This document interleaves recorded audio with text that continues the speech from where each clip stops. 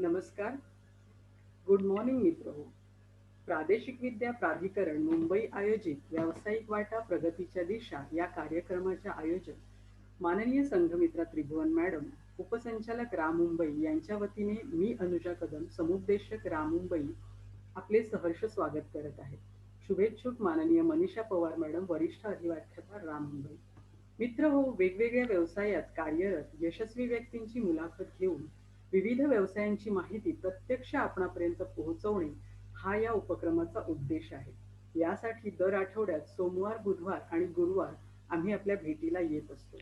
आज आपल्यासोबत आहेत भारती विद्यापीठ येथे डीन ऑफ नर्सिंग फॅकल्टी या पदावर कार्यरत माननीय डॉक्टर निलिमा राजन भोरे मॅडम. नमस्कार मॅडम. नमस्कार. आपला थोडक्यात परिचय. 23 जुलै 1964 रोजी मुंबई येथे जन्मलेल्या निलिमा मॅडम आपण स्टाफ नर्स म्हणून करिअरची सुरुवात केली आणि आज भारती विद्यापीठमध्ये डीन ऑफ नर्सिंग फॅकल्टी या पदावर कार्यरत आहात. BSc आणि MSc आपण SNDT college of nursing Mumbai येथे पूर्ण केले आणि PhD भारती विद्यापीठ येथे पूर्ण केली. सुरुवातीची काही वर्ष स्टाफ नर्स, मग सिस्टर ट्युटर, नंतर सिनियर सिस्टर ट्युटर आणि 2005 ते 2008 या कालावधीत ओमान या देशात लेक्चरर या पदावर कार्यरत होते. कृष्णा हॉस्पिटल कराड येथे व्हाईस प्रिन्सिपल हे पद देखील भूषवले आहे आणि 2008 पासून भारती विद्यापीठ मिरज येथे प्रिन्सिपल या पदावर कार्यरत असता डीन ऑफ नर्सिंग फॅकल्टी म्हणूनही कार्यभार सांभाळत आहात. या सर्व पदांवर कार्यरत असताना आपण 21 वेळा पेपर प्रेझेंट केले आणि आपले 34 पेपर पब्लिश झालेले आहेत. तसेच सोशल वर्क मध्ये देखील आपण आघाडीवर असता. 2018 सालचा सांगली कोल्हापूर भागातील पूर असू दे अथवा 2020 साली सुरू झालेले पॅन्डेमिक, आपला वैयक्तिक तसेच संस्थेमार्फत मदतीचा हात नेहमीच पुढे असतो. या सर्व सन्माननीय कार्याबाबत सर्वप्रथम आपले अभिनंदन आणि पुनश्च आपले स्वागत. थँक्यू. अधिकचा वेळ न घेता आपण आपल्या प्रश्नांकडे वळूया. पुन्हा एकदा खूप खूप स्वागत आहे. मॅडम, हे क्षेत्र निवडावे असे आपणास का वाटले? खरं म्हणायचं तर जेव्हा मी या क्षेत्रामध्ये आले तेव्हा मुलं ही आपल्यासाठी व्यवसाय निवडत नव्हती. हा व्यवसाय माझ्यासाठी माझ्या आई वडिलांनी निवडला.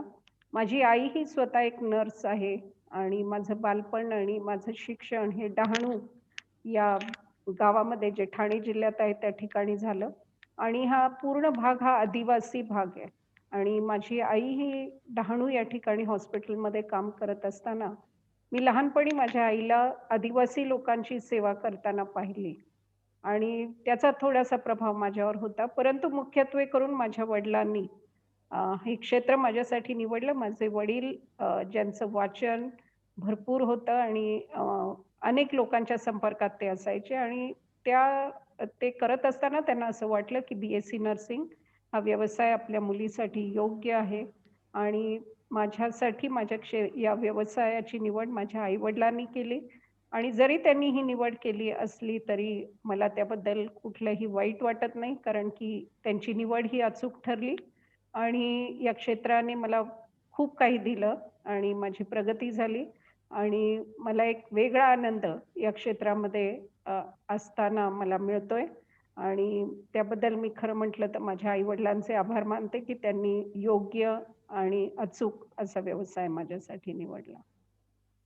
खूप छान, खूप छान. आई-वडिलांनी निवड केलेली असता देखील तुम्ही त्यामध्ये आवड निर्माण केली आणि एवढं सगळं अचीव्ह केलं, त्याबद्दल खरंच तुमचं कौतुक आहे. या क्षेत्रात येण्यासाठी आपण कोणत्या क्षमता, पात्रता आवश्यक आहेत? कोणते व्यावसायिक शिक्षण घ्यावे लागते? या व्यवसायामध्ये येताना नर्सिंग या क्षेत्रामध्ये 2 प्रकारचे असे कोर्सेस उपलब्ध आहेत. एक डिप्लोमा इन नर्सिंग आणि दुसरा जो आहे त्याला डिग्री कोर्स म्हणतो, ज्याला BSc नर्सिंग. आणि या दोन्ही कोर्ससाठी सायन्स 12वी सायन्स असणं हे फार गरजेचं आहे आणि त्यासाठी फिजिक्स, केमिस्ट्री, बायोलॉजी हे तिन्ही विषय असावे लागतात आणि त्याबरोबर इंग्लिश हा विषय सुद्धा 12वीला पूर्ण म्हणजे क्लिअर झालेला असावा. आणि जर विद्यार्थी कास्टमधला असेल, शेड्यूल कास्ट किंवा शेड्यूल ट्राईब, तर त्यासाठी 40% मार्क्स या 3 विषयामध्ये असणं गरजेचं आहे आणि जर ओपन कॅटेगरीतला असेल तर 45% मार्क्स असणं आणि त्या व्यतिरिक्त इंग्लिश हा विषय क्लिअर असणं गरजेचं आहे. ही जी पात्रता आहे प्रवेशासाठी, ती आमची जी अपेक्स बॉडी आहे किंवा जी governing body Indian nursing council जे दिल्ली या ठिकाणी आहे, त्यांच्याकडून आलेली आहे. त्यामुळे तुम्ही गव्हर्नमेंटमध्ये किंवा गव्हर्नमेंटच्या कॉलेजला प्रवेश घेणार असाल किंवा प्रायव्हेटला, ही जी पात्रता आहे ती अपेक्स बॉडीने किंवा गव्हर्निंग बॉडीने दिल्यामुळे अ, हे असणं अत्यंत गरजेचं आहे. धन्यवाद. नवीन विद्यार्थ्यांसाठी जे आता ॲडमिशन घेण्यासाठी उत्सुक आहेत त्यांच्यासाठी खरंच उपयुक्त माहिती आहे. आपण त्यावेळेस शिक्षण संस्थेमध्ये प्रवेश घेतला होता. त्या काळातील प्रवेश प्रक्रिया आणि आत्ताची प्रवेश प्रक्रिया यात काही फरक आहे का? आणि असल्यास कोणता आहे? निश्चितच मी जेव्हा नर्सिंगमध्ये आले तेव्हाची जी परिस्थिती होती ती आणि आत्ताची यामध्ये अ, खूपशी तफावत अशी मला जाणवते. जेव्हा मी नर्सिंगमध्ये आले तेव्हा लोकांना नर्सिंग या व्यवसायाबद्दल फारशी माहिती नव्हती आणि फारसे पालक आपल्या मुलांना म्हणा किंवा मुलींना या व्यवसायाकडे त्यांना प्रवेश देण्याकडे त्यांचा कल नव्हता. परंतु आताची परिस्थिती ही पूर्णपणे बदललेली आहे. अ, अनेक लोकांना नर्सिंग या व्यवसायाबद्दल माहिती झालेली आहे आणि विशेषतः सध्या कोविड पॅन्डेमिकमुळे तर नर्सेसबद्दल लोकांच्या मनामध्ये एक आदर निर्माण झाला आहे. म्हणजे ह्या व्यवसायामध्ये या व्यवसायाने नर्सिंगच्या व्यवसायाने आणि नर्सेसने कोविडमध्ये जे काम केलं, लोकांना जी सेवा दिली, त्यामुळे लोकांच्या मनातील आदर हा निश्चित वाढलेला आहे. आणि मला वाटतं मी गेले 10 वर्षामध्ये बघितलंय, की यापूर्वी मी जेव्हा या व्यवसायात आले, तेव्हा फक्त मुलीच नर्सिंगमध्ये यायच्या, प्रवेश घ्यायच्या. परंतु आता सध्या परिस्थिती अशी आहे, की माझ्या स्वतःच्या कॉलेजमध्ये बघितलं तर 50% मुली आणि 50% मुलं. म्हणजे मेल आणि फिमेल हा रेशो इक्वल झालेला आहे. मुलंसुद्धा आता या व्यवसायाकडे वळत आहेत आणि त्यांना या व्यवसायाचं महत्त्व कळलेलं आहे आणि मला वाटतं, की हा मोठी तफावत आहे. कॉम्पिटिशन आहे आता सध्या नर्सिंगमध्ये प्रवेशासाठी. अ, अनेक लोकांचे मला आजही फोन येतात आणि मोठ्या-मोठ्या लोकांचे आणि हे दर्शवतंय, की नर्सिंग या व्यवसायामध्ये आता लोकांना आवड निर्माण झालेली आहे आणि अनेक मुलं आणि मुली या व्यवसायाकडे वळत आहेत. खरंच आहे. या करिअरच्या कक्षा विस्तारित आहेत आणि हे मुला-मुलींसाठी खूपच आशादायी असं आहे, पॉझिटिव्ह असं आहे. आपण आता डीन ऑफ नर्सिंग फॅकल्टी म्हणून काम पाहत आहात, प्रिन्सिपल म्हणून काम पाहत आहात. तर आपल्या कामाचं सध्याचं स्वरूप कसं आहे? मी एका नर्सिंग कॉलेजची प्रिन्सिपल आहे आणि नर्सिंग फॅकल्टीची डीन असल्यामुळे आणि नर्सिंग हा व्यवसाय असा आहे, की तो एक स्किल ओरिएंटेड व्यवसाय आहे. आमचं नर्सिंगचं जे शिक्षण आहे, ते आम्ही एका क्लासरूममध्ये शिकवू शकत नाही. जे काही आम्ही मुलांना शिकवतो पुस्तकातनं, जे आमचं सिलेबस आहे, ते कव्हर जरी झालं, तरी आमचा मुख्य फोकस हा पेशंट केअर हा असतो.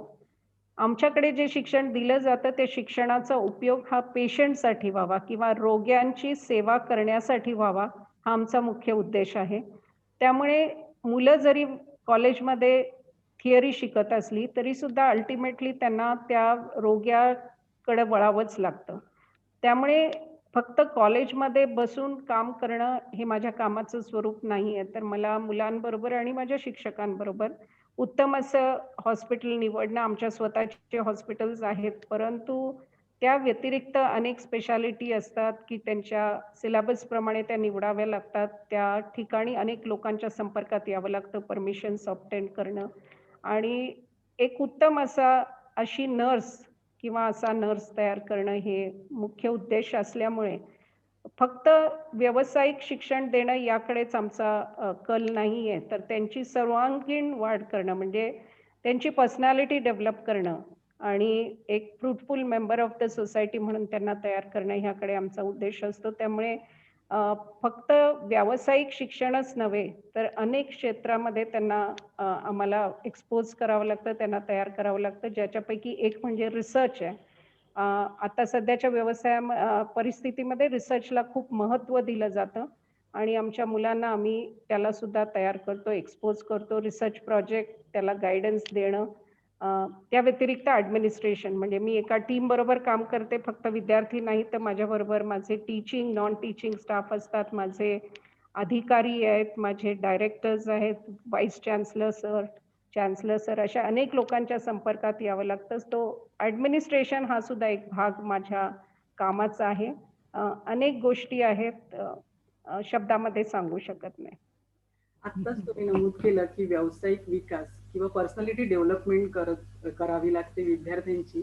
तर आपला स्वतःचा व्यावसायिक विकास कसा होत गेला आणि या विकासासाठी व्यक्तिमत्त्वाची काही वेगळी वैशिष्ट्ये आवश्यक आहेत का? असतील तर कोणती? अ, वैयक्तिक विकास करण्यासाठी सगळ्यात महत्त्वाचं म्हणजे अपग्रेडेशन.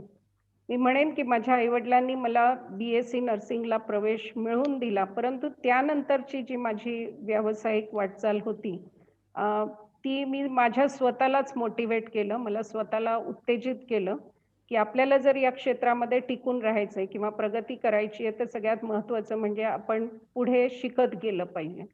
आणि फक्त बी-एस-सी नर्सिंग या शिक्षणावर न थांबता त्यानंतर मी एम-एस-सी नर्सिंग केलं आणि एम-एस-सी नंतर मी पी-एच-डी केलं.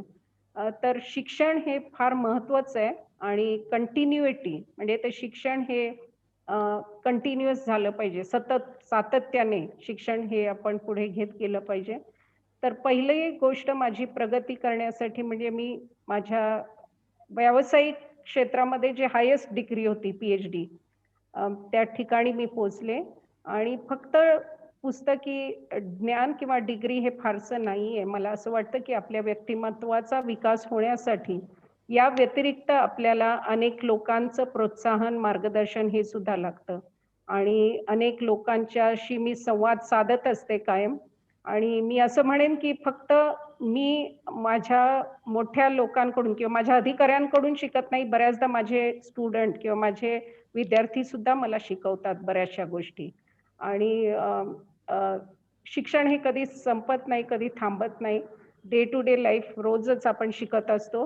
फक्त आपल्याला आपले डोळे उघडे ठेवायला पाहिजे, आपले कान उघडे ठेवायला पाहिजे आणि मला असं वाटतं, की आपला इतरांशी जो संवाद आहे, तो जर व्यवस्थित असला, चांगला असला, तर मला वाटतं निश्चित आपली प्रगती होईल आणि सगळ्यात महत्त्वाचं मला तरी असं वाटतंय, की व्यावसायिक प्रगतीसाठी लोकांशी संवाद साधणं, कम्युनिकेशन आणि इंटरॅक्शन आहे ते फार महत्त्वाचं आहे आणि याबरोबरच आपण ज्या व्यवसायामध्ये आहोत, त्याबद्दलचं जे डेडिकेशन हे फार महत्त्वाचं आहे. जो व्यवसाय आपण निवडला, त्या व्यवसायामध्ये आपण असताना आपलं 100% आपण आपलं कॉन्ट्रिब्युशन द्यायला पाहिजे आणि हे जे डेडिकेशन जर असेल, तर निश्चित आपण आपली प्रगती कोणी थांबवू शकत नाही, असं माझं वैयक्तिक मत आहे.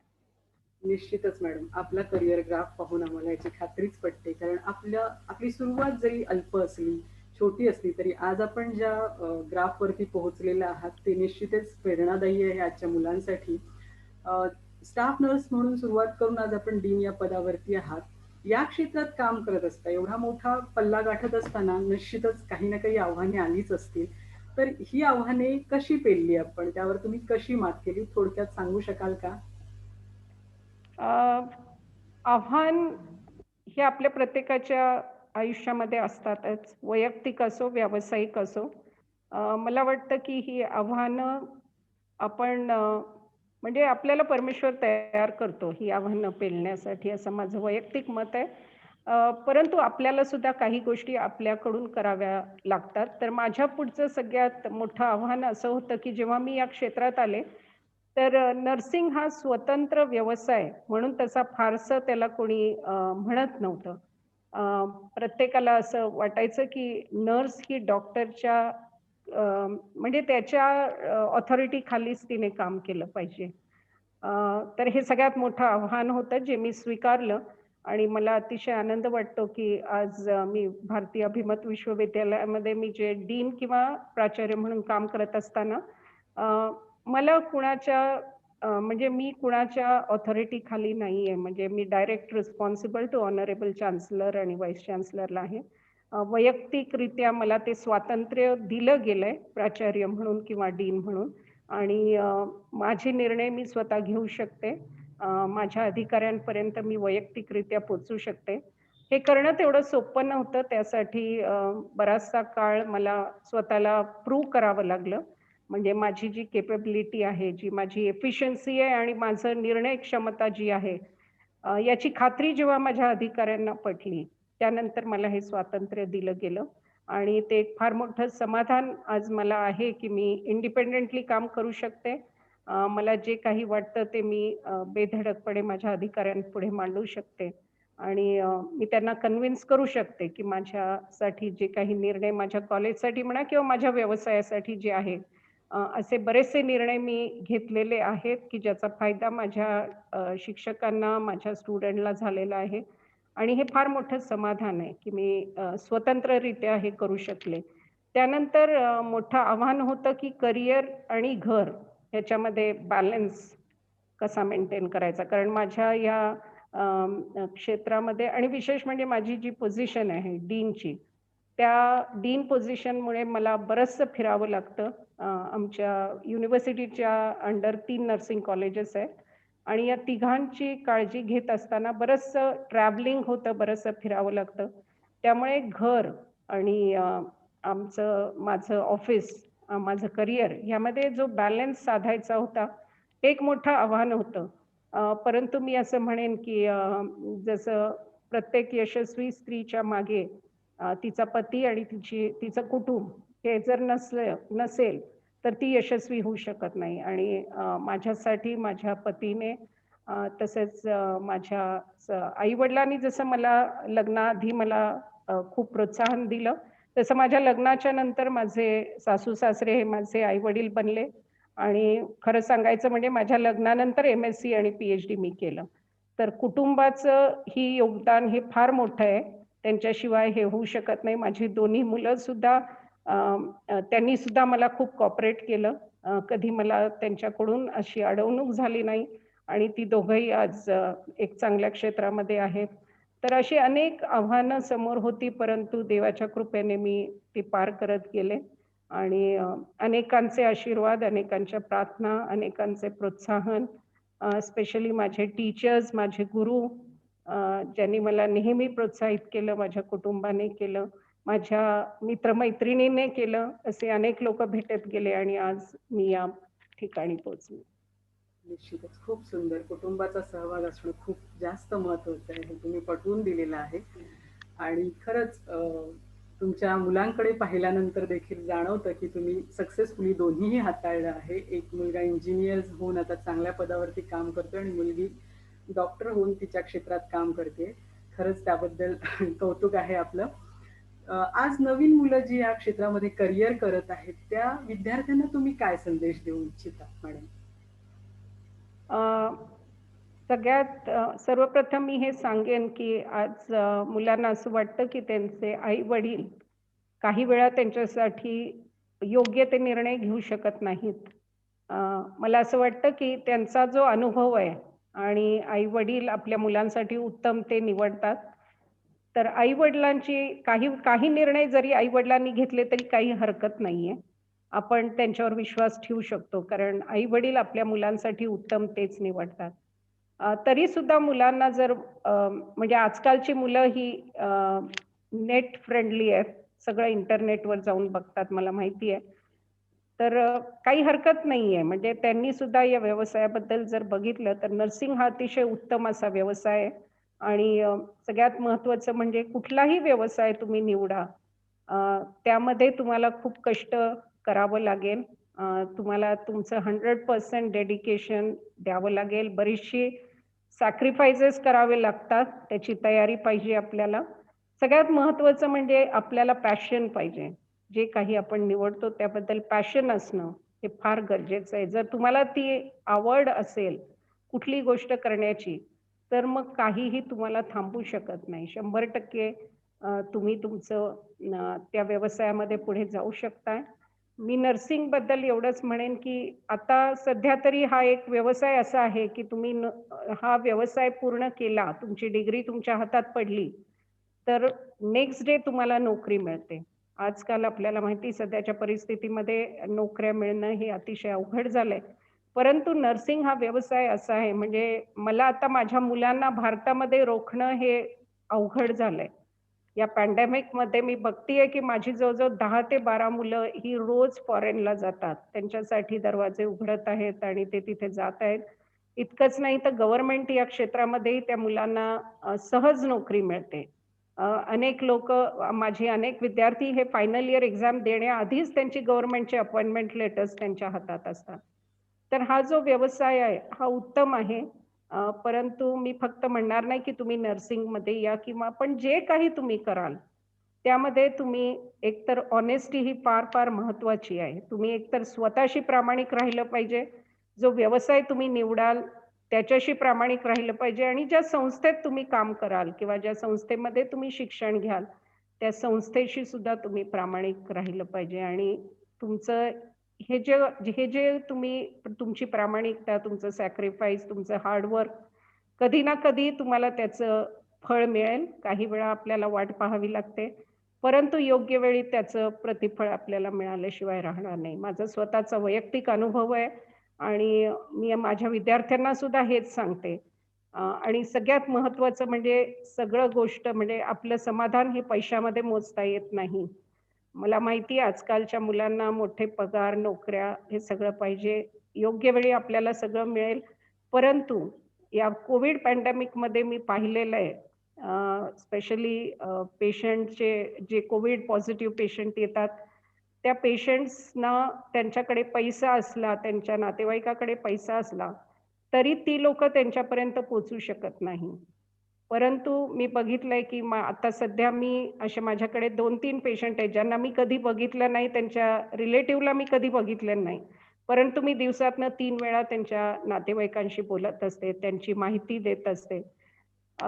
तर पैसा हे आपल्याला हे काही देऊ शकत नाही. आपलं आरोग्य आणि ह्या सगळ्या गोष्टी ह्या अनेक वेळा पैसा आपल्याला देऊ शकत नाही. परंतु आपलं चांगुलपण आणि जे काही आपण इतरांसाठी करतो, हे कायम टिकून राहील आणि तेच शेवटी आपल्याला लोकं त्यासाठीच आपल्याला आठवणीत ठेवतील असं मला वाटतं. आणि जर तुम्ही नर्सिंगमध्ये येऊ इच्छिता, तर एक उत्तम संधी परमेश्वर तुम्हाला देईल लोकांची सेवा करण्याची आणि जेव्हा तुम्ही ह्या सेवेत याल, तेव्हा तुम्हाला जाणीव होईल, की तुमचे पेशंट म्हणा किंवा त्यांचे जे नातेवाईक जे आशीर्वाद तुमच्यासाठी देतात, जे त्यांच्या चेहऱ्यावरचं जे हास्य आणि समाधान ते कुठल्याही पैशामध्ये आपल्याला तोलता येणार नाही, मोजता येणार नाही. 100% खरं आहे. खरोखरच खूप छान मेसेज दिला मॅडम. धन्यवाद मॅडम. आज आपला अमूल्य वेळ देऊन आमच्या या उपक्रमात आपण सहभागी झालात. खरंच शब्दसुमनांनी मी तुमचे आभार मानते. अन्य काही नाही. अ, या आणि अशा इतर अनेक व्यवसायांची माहिती घेण्यासाठी आमच्या मुंबई यूट्यूब चॅनेलला भेट द्या आणि अधिकाधिक माहिती प्राप्त करा. पुन्हा भेटूया पुढील मुलाखतीत. धन्यवाद. पुन्हा एकदा आपले धन्यवाद मॅडम. Thank you. धन्यवाद.